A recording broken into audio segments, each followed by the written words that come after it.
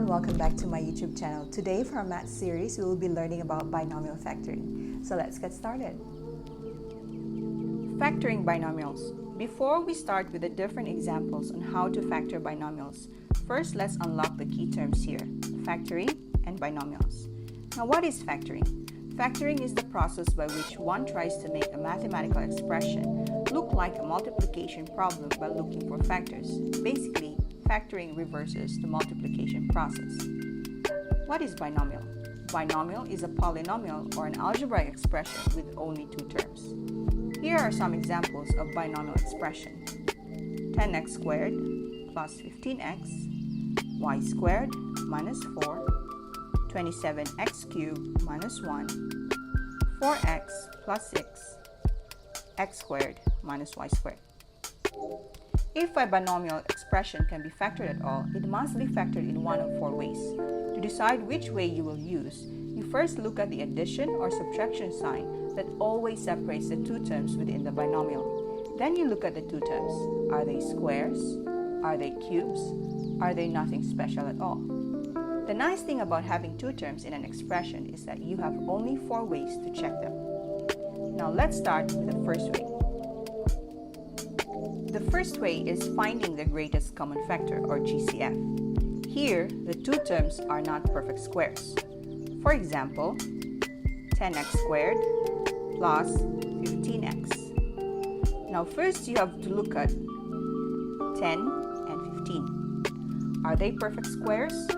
If not, then you find the common factor between 10 and 15. Common factor would be 5. Then you look at the other variables, x squared and x. When we find the greatest common factor with regards to variables, we always take the variable with the least power as our factor. So for x squared and x, it will be x. Factoring out 5x from 10x squared would leave us with 2x, plus factoring 5x out of 15x would leave us with 3. I'll give you another example. 4xy minus 6x squared y squared. Though 4 is a perfect square, but 6 isn't. Therefore, you have to find the greatest common factor between 4 and 6, which is 2. Then, between your x and x squared, it will be x. Between your y and y squared, it will be y. Times, factoring out 2xy from 4xy would leave you with 2, minus factoring 2xy from 6x squared y squared would leave you with 3xy. The second step, or the second way, is factoring the difference of two perfect squares. In factoring the difference of two perfect squares, the two terms, or the binomial, will be both perfect squares. For example, 25 x squared minus 49. If you would see here, 25 is a perfect square of 5, meaning the root of 25 is 5 and x squared is x. For 49, it will be 7. Therefore, the factors of 25x squared minus 49 would be 5x plus 7 times 5x minus 7.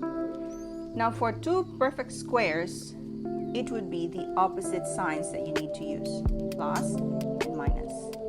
And all you need to do is copy the roots, 5x and 7. I'll give you another example. Y squared minus 4. The root of y squared is y, and the root of 4 is 2. Therefore, the factors of y squared minus 4 would be y plus 2 times y minus 2. The third way is factoring the difference of two perfect cubes. Here, you would have a binomial or two terms which are both perfect cubes. For example, 8x cubed minus 27. Now 8 is a perfect cube of 2, or the cube root of 8x cubed is is 2x. Well, 27 is 3. Therefore, when we write the factors of difference of two perfect cubes would be, first you copy the root, 2x, copy the sign, minus, copy the second term's root, 3, times square of the first term. Square of 2x would be 4x squared. Then the sign will be the opposite of this, which is plus. The second term will be the product of 2x and 3, which is 6x. And then the last term would be the square of 3, which is 9. I will give you another example. 27x cubed minus 1. Again, the first step is find the cube root or the root of 27x cubed, which is 3x cubed. And of course, 1 cubed. Therefore, the factors of 27x cubed minus 1 would be, copy the roots, 3x, the sign, minus the other root, 1, times the square of the first root, that's 9x squared, opposite sign, the product, 3x, plus the square of the last, 1, bracket. Now let's proceed to the last way, which is factoring the sum of two perfect cubes. For example, y cubed plus 8.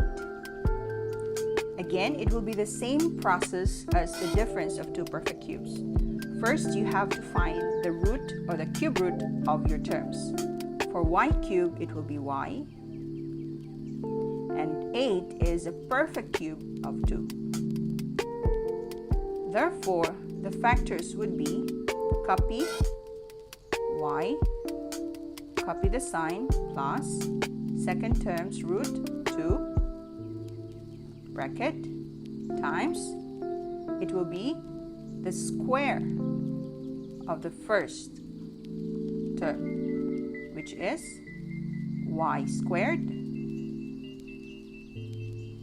and then it will be the opposite of the sign, minus, and then the product of the two terms, which is 2y, and then plus the square of the last term, which is 4. I'll give you another example. Let's say we have 64x cubed plus y cubed. Again, find the root. 64 is the perfect square of 4x, and y cubed is the perfect root or perfect square of y. Therefore, the factors would be, first, copy the roots, 4x plus y, and then the second factor would be the square of the first, which is 16x squared, opposite of this sign, minus the product of the two terms, 4xy, and square of the last, plus y squared. Now let's have a summary of what we have learned today. The first thing that we have learned is that finding the greatest common factor. So if we have ax plus ay, you factor out what is common, which is a, and then copy x plus y. The second one was factoring the difference of two perfect squares. So if it's two difference, it will be x plus y times x minus y. The third one is factoring the difference of two perfect cubes. The factors would be x minus y times the square opposite sign plus the product plus the square of the last term. And the last one is finding the sum or factoring the sum of two perfect cubes. X, copy the sign, plus y, bracket times x squared minus the product plus the square of the last term. I hope you have learned something today, and don't forget, when we talked about binomial factoring, it only concerns two terms. Please don't forget to subscribe to my channel and click that notification bell for more episodes for our math series. Hope to see you next time. Bye!